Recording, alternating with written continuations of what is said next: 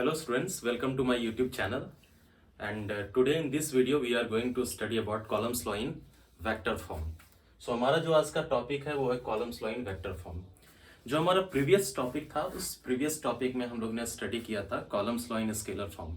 हम लोग फाइंड किए थे फोर्स का magnitude, the magnitude of force between two charges at rest.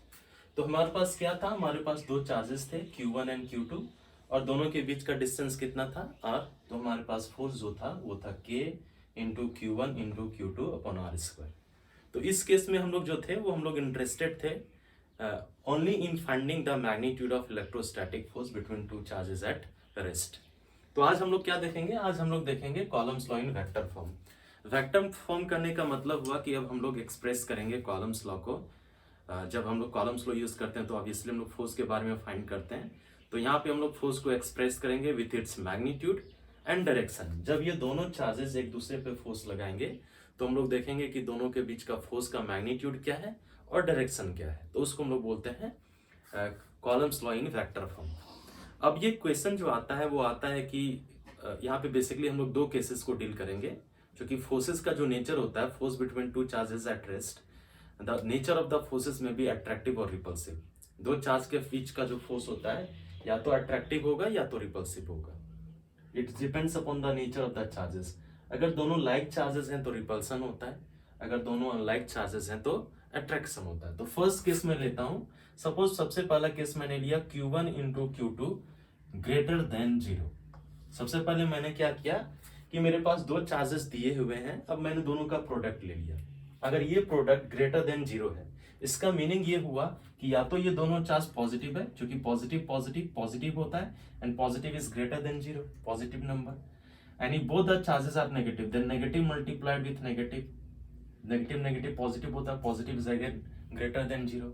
तो ये Q1 into Q2 greater than 0 ये बता रहा है कि चार्जेस का नेचर क्या है, लाइक चार्जेस है. ओके, और लाइक चार्जेस के बीच हमारे पास कौन सा फोर्स एग्जिस्ट करता है, repulsive force, means repulsion will be there. Okay, तो हमने क्या किया, अब हम लोग एक्सप्रेस करेंगे force between two charges Q1 and Q2 in vector form. तो हमारे पास दो चार्जेस हैं, ये आपका फर्स्ट चार्ज, ये आपका सेकेंड चार्ज. पहले का वैल्यू Q1, दूसरे का value Q2. Okay, point charge है तो मैं पॉइंट्स ले लेता हूँ. ये सपोज पॉइंट 1 है और ये आपका पॉइंट क्या है 2. क्लियर है. और ये मैं मान लेता हूं दोनों के चार्ज के बीच का क्या है, separation. Separation we can easily calculate.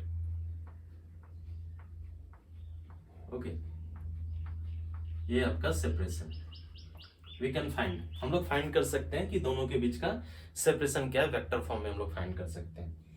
अब अगर Q1 और Q2 के बीच रिपल्सिव फोर्स है तो फर्स्ट हम लोग देखेंगे कि Q1 जब Q2 पे फोर्स अप्लाई करेगा, अलोंग दिस लाइन अप्लाई करेगा, because electrostatic force is a central force. So along this line it will apply the force. So क्या होगा, Q1 जब Q2 पे फोर्स लगाएगा तो रिपल्सिव फोर्स लगाएगा. So this will be the direction in which this Q1 will apply a force on Q2. Clear है. तो इस फोर्स को मैं मान लेता हूं फोर्स F. किस पे अप्लाई हो रहा है, Q2 पे. तो इसको मैं लिख रहा हूं 2. कौन अप्लाई कर रहा है, 1. Q1 अप्लाई कर रहा है तो मैं लिखूंगा F21. So basically F21 क्या है मेरे पास, F21 है मेरे पास force on charge Q2 by Q1 जो कि रिपल्सिव है, इसलिए हमने इस डायरेक्शन में ले लिया. सिमिलरली क्या होगा, Q2 भी Q1 पे फोर्स अप्लाई करेगा, तो चूंकि दोनों लाइक चार्जेस हैं तो रिपल्सिव फोर्स होगा. तो जो सेकंड जो आपका फोर्स होगा वो होगा Q1 पे, ये फोर्स. इस फोर्स का वैल्यू मैं लिखता हूं F. किस पे लग रहा है, 1. कौन लगा रहा है, 2.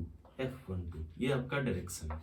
अब हम लोग क्या करेंगे, डायरेक्शन तो मैंने यहाँ पे डायग्राम में रिप्रेजेंट किया, अब हम लोग वेक्टर के फॉर्म में कैसे लिखेंगे वो मैं देखूंगा. सबसे पहले अगर मैं बात करता हूं, अगर डिस्टेंस में मेजर करना स्टार्ट करूं 1 से अगर मैं 2 की तरफ जाऊं, ये डिस्टेंस की अगर मैं बात करता हूं, एक अगर मैं वेक्टर लूं जिसका टेल पॉइंट 1 पे है और जिसका हेड कहाँ है, पॉइंट 2 पे, तो इस डिस्टेंस को सपोज मैं मान लेता हूं R. क्लियर है. वेक्टर के फॉर्म में लिखना है तो मैं 1 से 2 जा रहा हूं, टेल और हेड कहाँ पे 2, तो R12. इस डिस्टेंस को मैं मान लेता हूं. सिमिलरली अगर मैं 2 से 1 की तरफ जाऊं तो 2 पे मेरा टेल होगा और 1 पे मेरा क्या होगा, हेड. तो ये जो आपका वेक्टर होगा ये बेसिकली दोनों के बीच का क्या बता रहा है, डिस्प्लेसमेंट बता रहा है. सो ये आप लिख सकते हो R21. ओके, बेसिकली अगर मैं 1 से 2 जाऊं या 2 से मैं 1 जाऊं, दोनों का मैग्नीट्यूड क्या होगा, सेम होगा। तो बेसिकली मैं बोल सकता हूं R12 का जो मैग्नीट्यूड होगा वही मैग्नीट्यूड आपका किसका होगा, R21 का, दोनों वेक्टर। क्लियर है? लेकिन दोनों का मैग्नीट्यूड तो सेम है बट डायरेक्शन क्या है, अपोजिट। तो हम लोग किसी भी वेक्टर क्वांटिटी को उसके मैग्नीट्यूड और डायरेक्शन से लिखते हैं। तो सबसे पहले F21 में फाइंड करता हूं। तो F21 को मैं कैसे लिख सकता हूं, F21 force between these two charges, force on Q2 by Q1। तो सबसे पहले हम लोग कांस्टेंट के देते हैं, मैग्नीट्यूड सबसे पहले मैं रखता हूं, दोनों के चार्जेस का प्रोडक्ट, तो Q1 इंटू Q2 का मॉड अपॉन दोनों के बीच का डिस्टेंस। अगर ये मैं डिस्टेंस लेता हूं, मैं ले रहा हूं सपोज R12, तो डिस्टेंस R12 का मॉड लेना पड़ेगा डिस्टेंस के लिए, स्क्वायर, ये आपका मैग्नीट्यूड आ गया। और डायरेक्शन आप देखो, डायरेक्शन F21 का इस लाइन के अलोंग है। आप अगर इस वेक्टर को देखो और R12 वेक्टर को देखो तो दोनों का डायरेक्शन क्या है, both are the parallel vectors और both are pointing along the same direction. So हम लोग क्या करेंगे, इसके डायरेक्शन को, इस फोर्स F21 के डायरेक्शन को फाइंड करने के लिए हम एक क्या लेंगे, यहाँ पे एक यूनिट वेक्टर लेंगे। क्या लेंगे हम लोग, एक यूनिट वेक्टर लेंगे जो इसके डायरेक्शन को रिप्रेजेंट करता है। तो मैंने ये यूनिट वेक्टर ले लिया R12 कैप। क्लियर है? तो R12 कैप क्या है, R12 कैप आपका एक यूनिट वेक्टर है along the direction of this force F21। आप क्लियरली देख सकते हो, R12 आप एक यूनिट वेक्टर ले सकते हो जो R12 वेक्टर के डायरेक्शन के अलोंग है, और दूसरा यूनिट वेक्टर आप ले सकते हो R21 जो आपका R21 वेक्टर के अलोंग के डायरेक्शन में। क्लियर है? तो आप ये इसको इक्वेशन नंबर 1 भी लिख सकते हो, या यूनिट वेक्टर को रिप्रेजेंट करने के लिए आप अगर इसको फर्दर सिंप्लीफाई करना चाहते हैं तो ये हो जाएगा K into Q1 into Q2 upon distance R12 का whole square into unit vector को हम लोग रिप्रेजेंट करने के लिए लिखते हैं। यूनिट वेक्टर का अगर मैं मान लेता हूं यूनिट वेक्टर ए की मैं बात करता हूं, तो unit vector A is equal to होता है vector A divided by its magnitude. क्यों, मैं आपको एक्सप्लेन करता हूं। किसी भी वेक्टर को जो हम लोग रिप्रेजेंट करते हैं, सपोज मेरे पास एक वेक्टर ए है, तो एक वेक्टर क्वांटिटी के पास क्या होता है, एक वेक्टर क्वांटिटी के पास उसका मैग्नीट्यूड होता है और डायरेक्शन होता है। तो अगर मेरे पास वेक्टर ए है तो इसका कुछ मैग्नीट्यूड रहा होगा, मैग्नीट्यूड को हम लोग मॉडुलस साइन से रिप्रेजेंट करते हैं। So mod of A is giving you the magnitude of vector A, और इसके डायरेक्शन को, मैग्नीट्यूड तो हमने लिख लिया, डायरेक्शन के लिए हमने क्या लिया, एक यूनिट वेक्टर ले लिया, एक कैप। क्लियर है? तो unit vector A cap is equal to क्या होगा, vector A divided by A का magnitude. In the similar way we can write down unit vector R12। Unit vector R12 को हम लोग कैसे लिख सकते हैं, vector R12 divided bye R12 का मैग्नीट्यूड। और अगर इसको फर्दर सिंप्लीफाई करेंगे तो वेक्टर फॉर्म में मेरे पास ये इक्वेशन आ जाएगा, K into Q1 into Q2 upon distance square है, यहाँ पे एक और आ गया तो ये आ गया R12 का cube into R12 vector. Clear है? इसको हम लोग इक्वेशन 1 लिख सकते हैं। सिमिलरली हम लोग इस फोर्स को फाइंड कर सकते हैं F12 क्या है, force between Q2 and Q1। Basically F12 क्या है, force on Q1 bye Q2। सबसे पहला कांस्टेंट K देंगे, दोनों के चार्जेस का प्रोडक्ट Q1 इंटू Q2 का मॉड अपॉन दोनों के बीच का डिस्टेंस। इस डिस्टेंस को मैं ले लेता हूँ R21। ओके, अगर 2 से मैं 1 की तरफ जा रहा हूँ तो R21 का स्क्वायर। ये आ गया आपका मैग्नीट्यूड। डायरेक्शन के लिए आप देखो, ये जो आपका F12 है और ये जो आपका R21 है, दोनों सेम डायरेक्शन में है, तो हमने एक यूनिट वेक्टर ले लिया और ये यूनिट वेक्टर का मैं नाम दे देता हूं R21। और सिमिलर वे में मैं इसको लिख सकता हूं, जैसे मैंने इस फोर्स को लिखा वैसे मैं इस फोर्स को लिख सकता हूं, K into Q1 into Q2 upon R21 का स्क्वायर इंटू यूनिट वेक्टर को हम लोग रिप्रेजेंट करने के लिए लिख सकते हैं R21 vector divided by R21 vector का मैग्नीट्यूड। तो यहाँ पे स्क्वायर है और यहाँ पे 1 तो पावर 3 हो जाएगा, K into Q1 into Q2 upon R12 का cube into unit vector sorry into vector R21। This is your equation number 1 and equation number 2। Clear है? अब क्वेश्चन ये आता है, इसको आप इक्वेशन नंबर 1 डाल सकते हो, जो ये इक्वेशन आपको मिला है इसको आप इक्वेशन नंबर 1 बोल सकते हो, और इसको मैंने इक्वेशन नंबर क्या बोला F2 बोला। अब देखो ये जो दो वेक्टर्स हैं R12 और R21 की मैं अगर बात करता हूँ, मैग्नीट्यूड तो सेम है लेकिन डायरेक्शन एक दूसरे का अपोजिट है, तो मैं लिख सकता हूँ R12 vector is equal to minus R21 vector if you are writing in terms of vector. अगर यूनिट वेक्टर की मैं बात करता हूँ तो R12 एक यूनिट वेक्टर है along the direction of vector R12 और R21 कैप एक यूनिट वेक्टर है along the direction of R21। So same हम लोग लिख सकते हैं इक्वल एंड अपोजिट वेक्टर को हम लोग लिखते हैं R12 कैप। अगर यूनिट वेक्टर की मैं बात करता हूं तो ये होगा minus of R21 cap. Okay, तो ये आपका एक इंपॉर्टेंट यहाँ पे आया। अब हम लोग क्या करेंगे, इसको एनालाइज करेंगे। जो हमारे पास दो इक्वेशंस मिले हैं इसको हम लोग क्या करते हैं, एनालाइज करते हैं। वेक्टर फॉर्म में भी हमने लिख दिया, अब हम लोग इस एक्सप्रेशन को क्या करेंगे, एनालाइज करेंगे। हम लोग कैसे एनालाइज कर सकते हैं, अब हम लोग देखते हैं। किसी भी एक इक्वेशन से हम लोग क्या करेंगे, वैल्यू को रिप्लेस करेंगे ताकि मैं ये दोनों वैल्यू को क्या कर सकूं, कंपेयर कर सकूं। इस पार्ट को मैं देख रहा हूं, सपोज मैं R12 को रिप्लेस करूं, इस इक्वेशन को मैं लिख रहा हूं, इस फोर्स को मैं लिख रहा हूं यहाँ पे F21 equals to K into Q1 into Q2 upon this distance. R12 और R21 दोनों वैल्यू क्या है, सेम, तो इसको R12 को मैं लिख सकता हूं R21 का स्क्वायर, और ये R12 को मैं रिप्लेस करता हूं, R12 इज इक्वल टू क्या है, माइनस ऑफ R21, तो मैंने R12 को रिप्लेस किया, R12 इज इक्वल टू मेरे पास होगा माइनस ऑफ R21 कैप। इस माइनस साइन को अगर मैं बाहर करूं तो मेरे पास आएगा F21 इक्वल्स टू माइनस के into Q1 into Q2 mod upon R21 mod square into unit vector R21 cap. अब इस पार्ट को देखो, जस्ट सी दिस पार्ट, इस पार्ट को कॉन्सेंट्रेट करो। अगर इस पार्ट को कॉन्सेंट्रेट करोगे और यहाँ पे देखो K Q1 into Q2 upon R mod of R21 square into R21 cap. So basically ये वैल्यू किसके इक्वल है, F12 को। तो इस वैल्यू को मैं क्या लिख सकता हूं, अब मैं इस वैल्यू को लिख सकता हूं, F21 तो मैं लिखूंगा ही, साथ में मैं लिखूंगा ये जो वैल्यू है माइनस, और इस वैल्यू को मैं रिप्लेस करूंगा इक्वेशन 2 से। तो हमारे पास इक्वेशन 2 क्या था, इक्वेशन 2 था ये आपका F12। क्लियर है, तो ये एक इंपॉर्टेंट रिजल्ट आया। ये आपका इंपॉर्टेंट रिजल्ट क्या आया, F21 बता रहा है force on Q2 by Q1, F12 बता रहा है force on Q1 bye Q2। Means पहली बार सेकंड चार्ज लगा रहा था, फर्स्ट चार्ज लगा रहा था सेकंड पे, और यहाँ पे क्या है, फर्स्ट चार्ज पे लगा रहा है कौन सा, सेकंड चार्ज। अब इससे क्या बोल सकते हो, ये दोनों वेक्टर है, अभी वेक्टर के मैं बारे में बताया था, equal and opposite vectors, they are represented like this.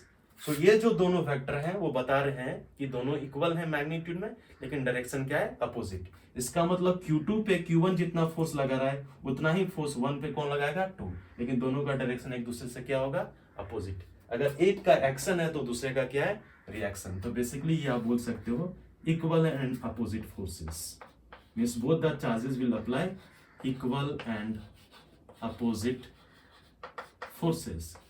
तो अगर एक्शन रिएक्शन बन रहा हो तो इसको हम लोग बोलते हैं Newton's third law, Newton's third law.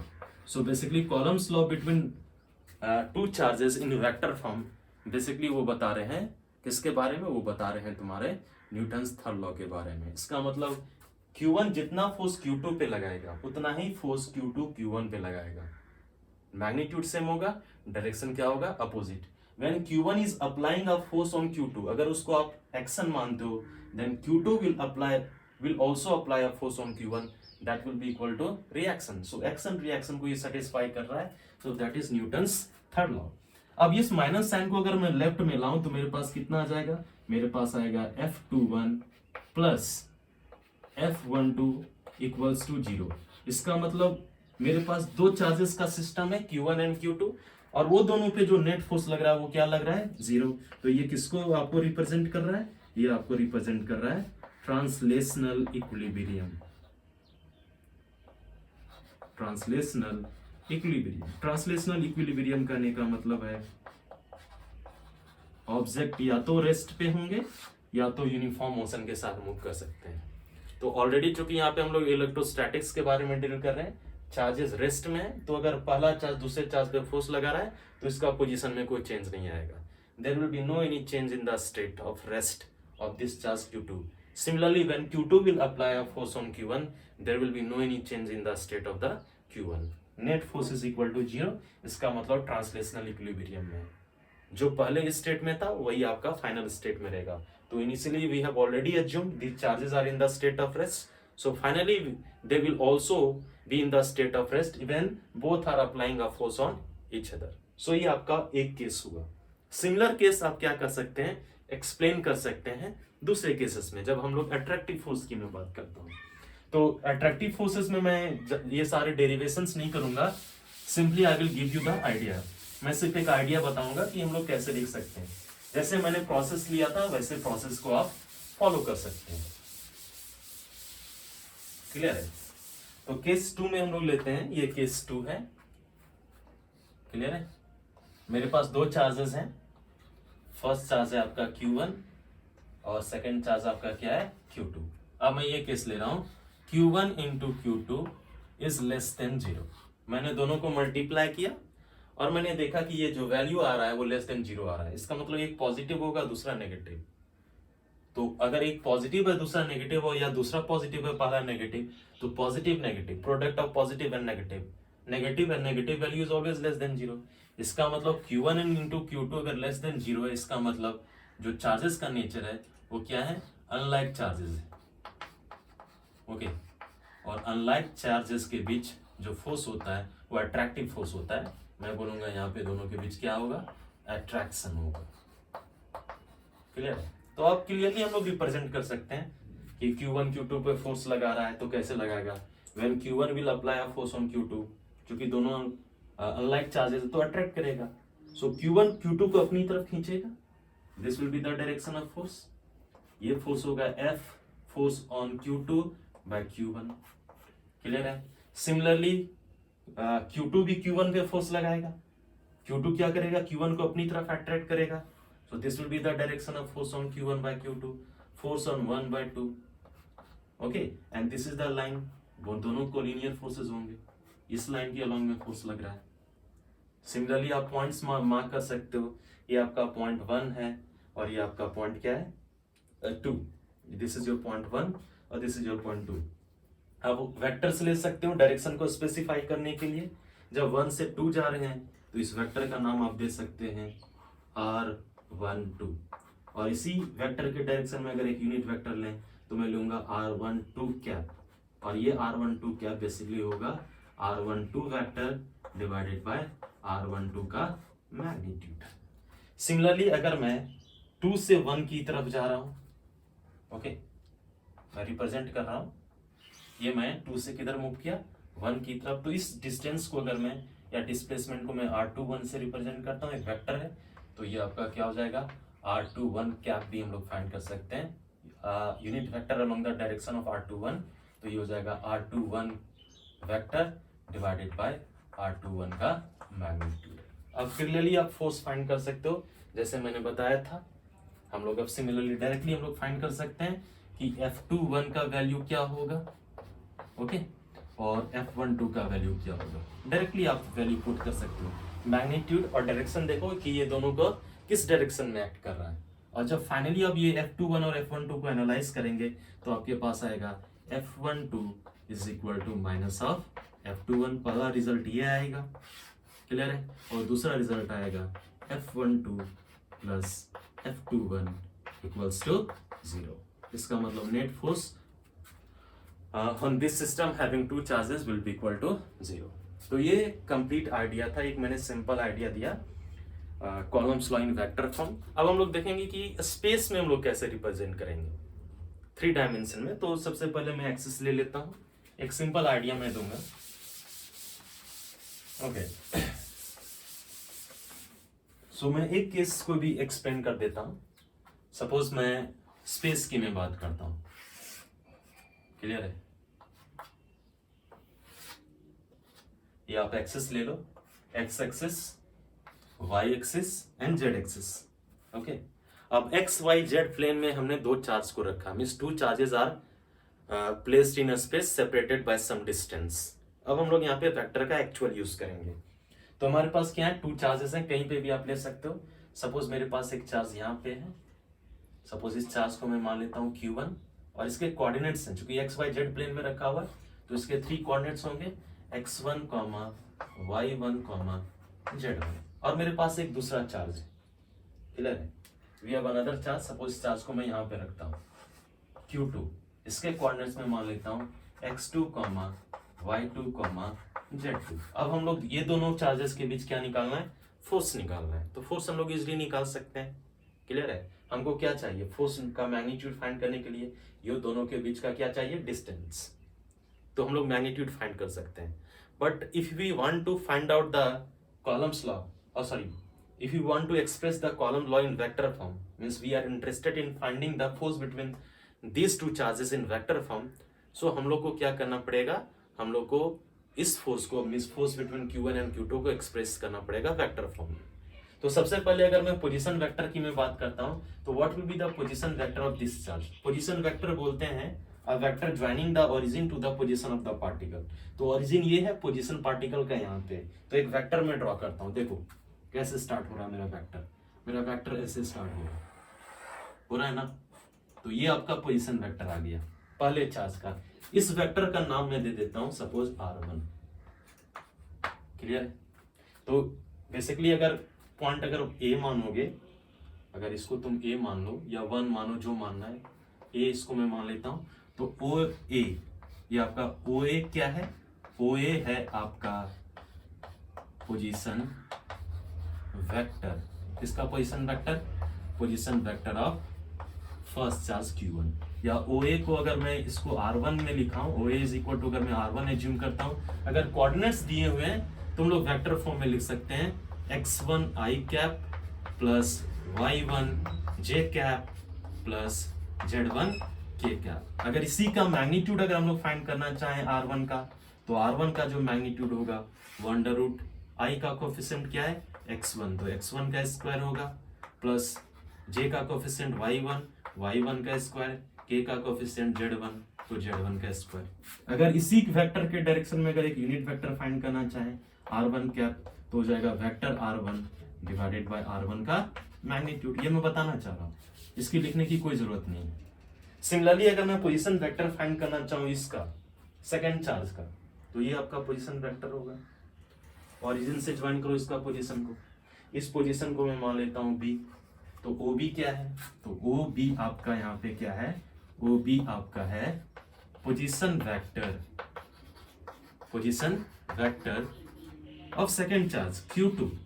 और अगर इस पोजीशन वेक्टर को मैं अगर R2 से रिप्रेजेंट करता हूं तो OB को मैं लिख सकता हूं R2, और इस वेक्टर को इसके कोऑर्डिनेट के टर्म्स में हम लोग लिख सकते हैं। हमारे पास कोऑर्डिनेट्स दिए हुए हैं x2, y2, z2, तो हमारे पास आएगा x2 i cap plus y2 j cap plus z2 k cap. Okay, तो हमने फाइंड कर लिया पोजीशन वेक्टर। अब हमको क्या चाहिए, हमको चाहिए डिस्टेंस। तो एक केस में जस्ट ले लेता हूं कि अगर मैं मान लेता हूं दोनों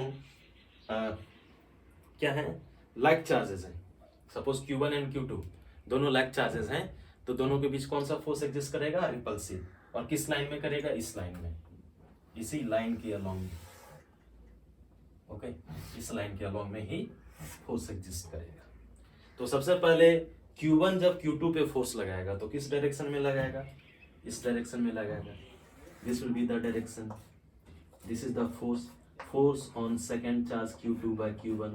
और Q2 जब Q1 पे अप्लाई करेगा, रिपल्सिव फोर्स है, तो इस लाइन के अलोंग लगाएगा force on Q1 bye Q2। हम लोग क्लियरली फाइंड कर सकते हैं, but we need, in order to express this in vector form, we need this vector. तो अगर मैं 1 से 2 जा रहा हूँ, जस्ट सी देयर, मैं इसको थोड़ा सा रिप्रेजेंट करता हूँ और भी बेहतर तरीके से हम लोग देखते हैं। अगर मैं 1 से 2 जा रहा हूँ, जस्ट सी देयर, अगर मैं 1 से 2 जा रहा हूँ, ये 1 है और ये 2 है, तो इस वेक्टर को मैं नाम दे देता हूँ सपोज R12, ओके। और अगर मैं 2 से 1 जा रहा हूँ, ये आपका 2 है और ये आपका 1 है, तो 2 से अगर मैं 1 जा रहा हूँ तो इस वेक्टर का नाम मैं दे देता हूँ R21। तो क्या मैं R12 और R21 का वैल्यू फाइंड कर सकता हूँ इन terms of R1 and R2? अगर मैं इसकी मैं बात करता हूँ तो आप क्लियरली देखो एक ट्राइंगल बन रहा है, तो triangle law of vector addition क्या कहता है? Triangle law of vector addition कहता है दो वेक्टर का sum in order means tail head इस डायरेक्शन में मूव कर रहे हैं तो इक्वल्स टू थर्ड साइड। तो अगर मैं इस साइड से चल रहा हूं, देखो यहाँ पे टेल है, हेड है, फिर यहां से टेल स्टार्ट हो रहा है और ये हेड है। इसका मतलब क्या हुआ? इसका मतलब हुआ R1 plus R12 equals to, मेरे पास सेकंड थर्ड साइड कितना है? R2। तो यहाँ से R12 का वैल्यू आ जाएगा, R12 का वैल्यू होगा R2 माइनस R1। क्लियर है? और R2 माइनस R1 हम लोग फाइंड कर चुके हैं, R2 minus R1 in terms of coordinate. तो R12 का वैल्यू निकल जाएगा वेक्टर में और उसका मैग्नीट्यूड भी निकल जाएगा। क्लियर है? R2 माइनस R1 की अगर मैं बात करूं, देखो R2 ये आपका ये है, तो ये हो जाएगा x2 माइनस x1। अगर मैं डायरेक्ट में बात करता हूँ R12 कैप की, सॉरी वेक्टर की, तो ये आ जाएगा x2 minus x1 i cap plus y2 minus y1 j cap plus z2 minus z1 k cap. और यहाँ से आप R12 का मैग्नीट्यूड भी फाइंड कर सकते हैं। मैग्नीट्यूड क्या होगा? i का कोफिशिएंट कितना है? x2 माइनस x1 स्क्वायर हो जाएगा, j का coefficient y2 minus y1 square आ जाएगा और k का coefficient z2 minus z1 square आ जाएगा अंडर रूट। और अगर यूनिट वेक्टर फाइंड करना चाहते हैं R12 के डायरेक्शन में, तो R12 के डायरेक्शन में यूनिट वेक्टर क्या होगा? R12 cap will be equal to vector R12 divided by its magnitude. Similarly हम लोग क्या कर सकते हैं? सिमिलरली ये R21 का वैल्यू फाइंड कर सकते हैं। R21 का जो वैल्यू होगा, अब देखो इस साइड से अगर मूव करेंगे तो टेल हेड टेल हेड, इसका मतलब sum of this two third के इक्वल होगा। R21 plus R2 equals to किसके इक्वल होगा? थर्ड साइड R1 के। तो यहां से हम लोग R21 का वैल्यू निकाल सकते हैं, R1 माइनस R2। और सिमिलर अप्रोच लगा सकते हैं जैसे मैंने इसको फाइंड किया है।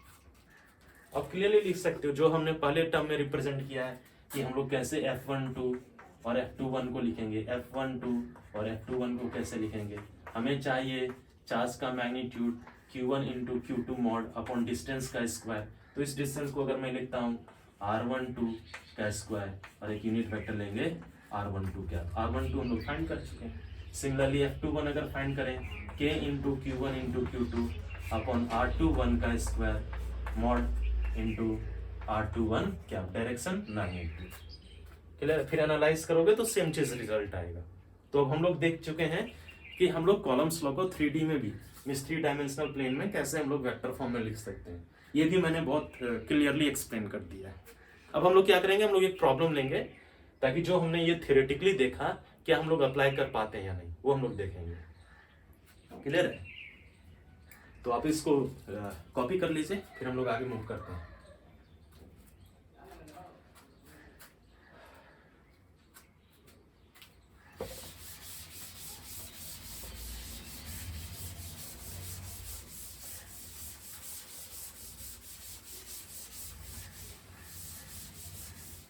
तो हम लोग एक प्रॉब्लम देखेंगे, बहुत ही सिंपल प्रॉब्लम देखेंगे। Question is find the force on Q and its coordinates are given 2, 3, 4 और 1 coordinate I am taking 0 by a charge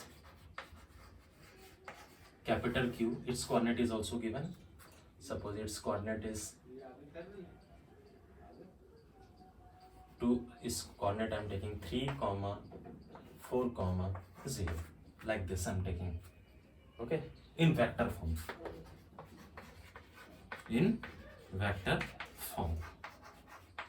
तो इस क्वेश्चन को हम लोग कैसे ये सॉल्व करेंगे। आप क्वेश्चन में देखें कि क्या दिया हुआ है। Find the force on Q, small q, its coordinates are given 2, 0, 4 by a charge capital Q, its coordinates are also given 3, 4, 0 in vector form. Vector form में हमको लिखना है। तो सबसे पहले हम लोग डायग्राम बनाते हैं, देखते हैं। डायरेक्ट में फॉर्मूला अप्लाई कर सकता हूँ, जो मैंने फॉर्मूला दिया था वैसे हम लोग निकाल सकते हैं। आप देखो एक्सेस हम लोग ले लेते हैं, ये आपका एक्स एक्सेस, ये आपका वाई एक्सेस, ये आपका जेड एक्सेस, जैसी मर्जी आपको लेना है। तो आपके पास एक चार्ज है 2, 0, 4। ओके, कहीं पे भी आप ले लो 2, 0, 4।